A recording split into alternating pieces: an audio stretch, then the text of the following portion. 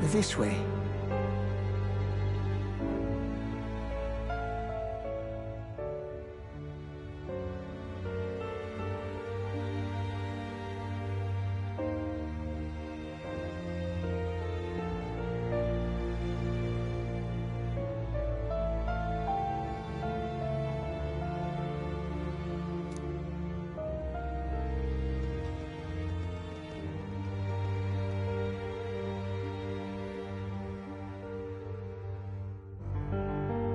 No.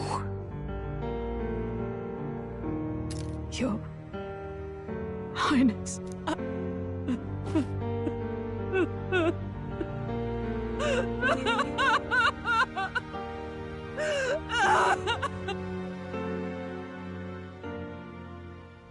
I have been waiting for thee to overcome thy trials.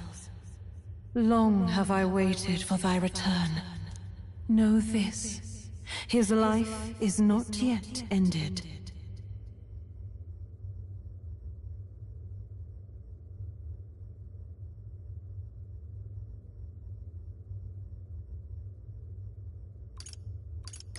What do you mean?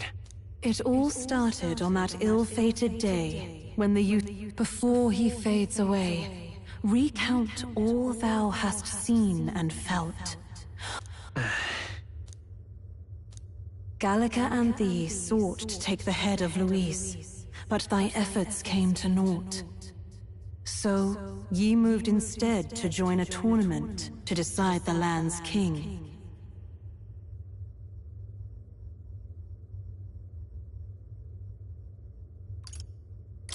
It came to nothing.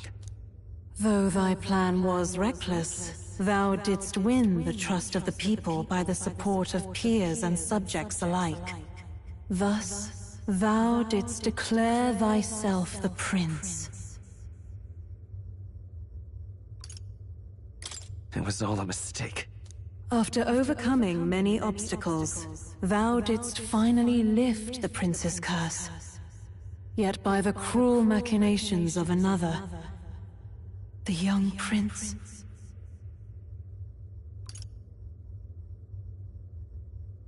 He lies dead before me. Thy dream stands unfulfilled. Thou art adrift in the depths, and despair hath claimed thee. Oh, alas. I believed thee ready to realize the truth. Ready to confront thy truest trial.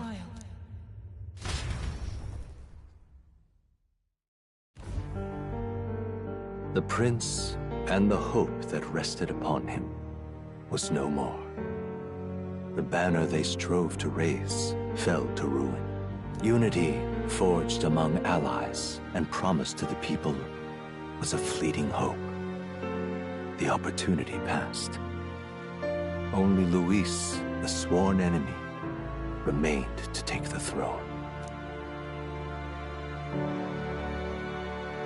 And then, inevitably, the day came.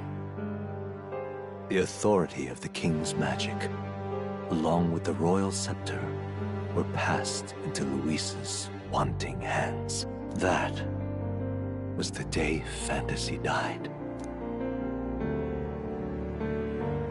No one knows what became of the kingdom thereafter. All that is certain is that none of their names, not even those of the heroes, passed into history.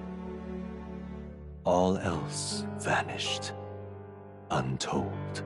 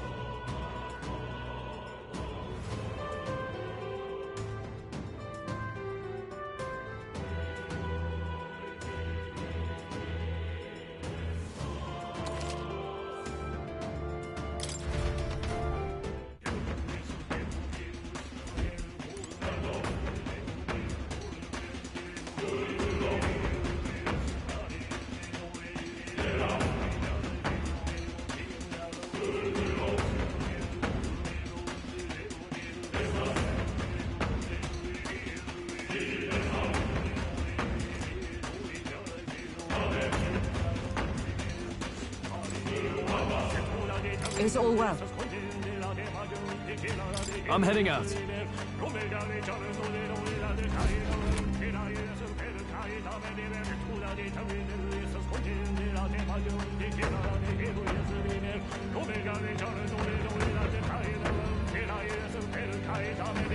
Such a countenance.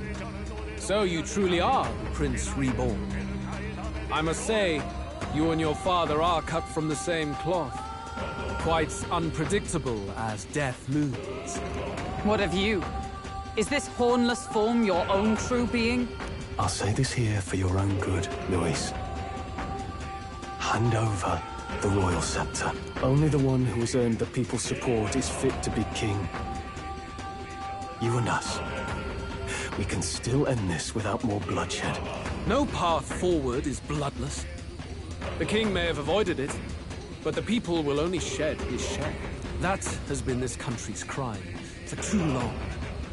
Those in power exact the price of their greed from the people, then preach that such pain is a natural trial to be overcome. The indolent powers of this land have poisoned it with their lies. There is no cure but destruction. Who's the real charlatan here? You turn people into monsters and convince them it's salvation. Even Sorba, your most loyal vassal, you twisted into a monster. You promise protection to your devoted, yet always fall short of the mark. I have never lied.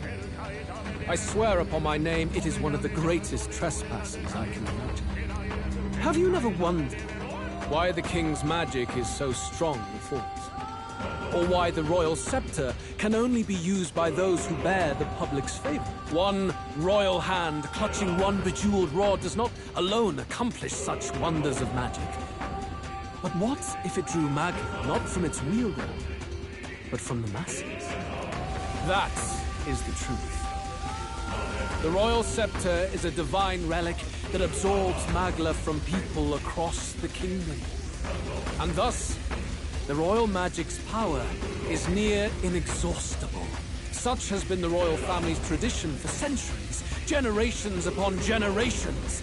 Do you know what this means? Magla is mortal anxiety, which means that the people of this country now have no choice but to perpetually direct their anxiety to the king, simply to stay safe. Absurd. Then how do you explain the people of the capital going mad? It was no madness that took them. The Magla spews from their helpless hearts at a rate far greater than the scepter can absorb. Hence the stagnation. The behavior now on full display is their inborn, true nature. When they cannot control their fears, they lash out at neighbor and outsider alike. And that is mortal weakness. That's who they really are.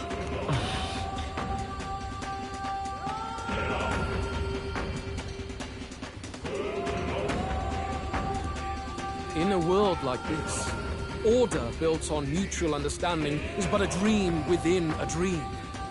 Before we achieve resolution, the people must be corrected.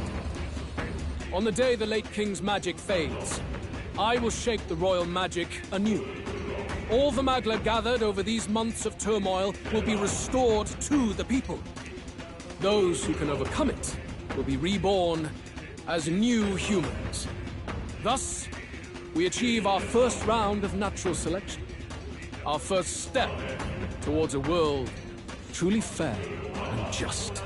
Natural selection? New humans? What absurd delusions. Delusions?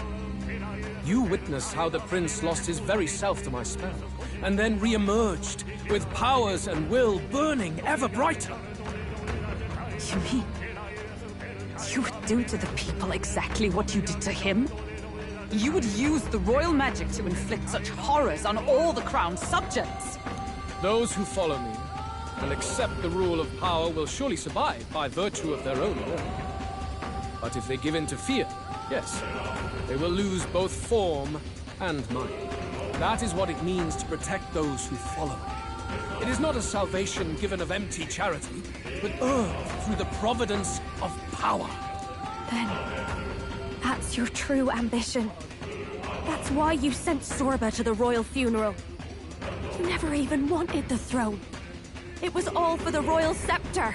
The shows of power, terrifying the people. It wasn't just manipulation.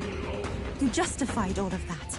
The man would turn all people into humans. It defies all sense. Worry not. You've proven you're more than worthy.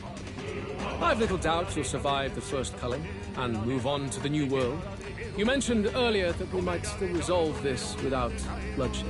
Then, I put the same offer to you. Join me, Prince. Born of Elden blood, welcoming anyone regardless of tribe. It is no coincidence that you and I take inspiration from the same book. Don't let him sway you, Your Highness. I know you detest injustice as I do. Come with me. Let me lend you my power, and together we will change the unfair world we seek to destroy. It's true that I hate injustice. Wait! Hey! What's gotten into you? Hey! Are you listening to me? Should you deny me, then what? How would you fix this country? You must have seen it everywhere you traveled. Tradition, superstition, family honor, and all those struck down unjustly in the name of such authorities. The only cure for such suffering is a simpler world, in which strength triumphs over pain. It is not a solution without cruelty. But surely the fairness it would restore to our lives is worth any sacrifice. Come with me, and we can realize this dream. What say you?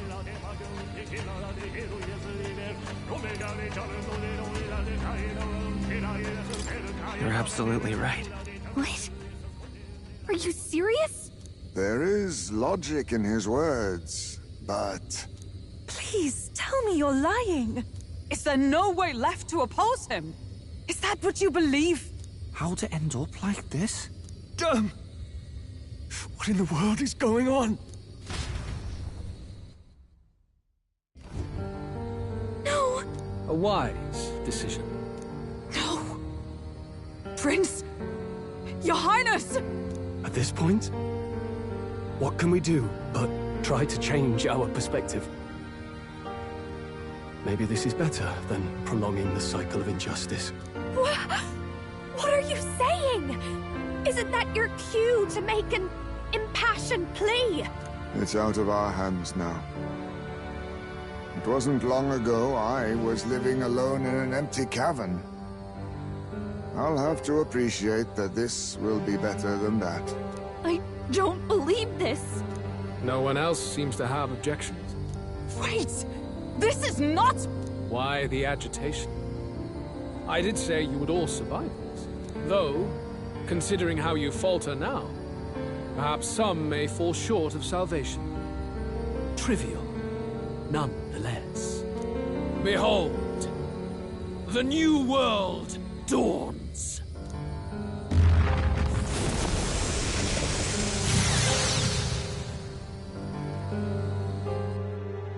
Afterwards, the nation was transformed. It became a world of humans, with both Luis and the prince taking equal hand in its creation. On the day of that world's birth, it was also thus decided. All known history of the world before would henceforth be remembered as the tale of the fallen. As for what became of the world that followed, to the humans, the question is irrelevant.